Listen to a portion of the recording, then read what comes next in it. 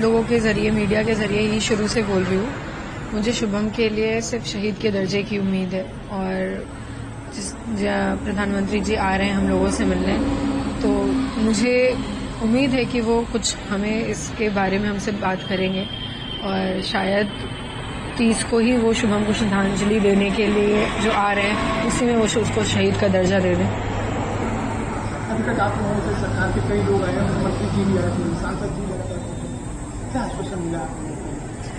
मुख्यमंत्री जी जिस दिन आए थे उस दिन तो उसी दिन शुभम की सारे रिचुअल थे, उस दिन तो हमारी कोई उनसे बात ऐसी हुई नहीं।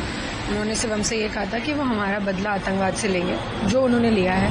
बाकी लोगों ने आश्वासन ज़रूर दिया था कि वो हमारी बात की हमें शहीद का दर्जा चाहिए शुभम के लिए, या आगे तक लेके जाएंगे, नरेंद्र मोदी जी तक ये बात पहुंचाएंगे, माननीय नरेंद्र मोदी जी तक।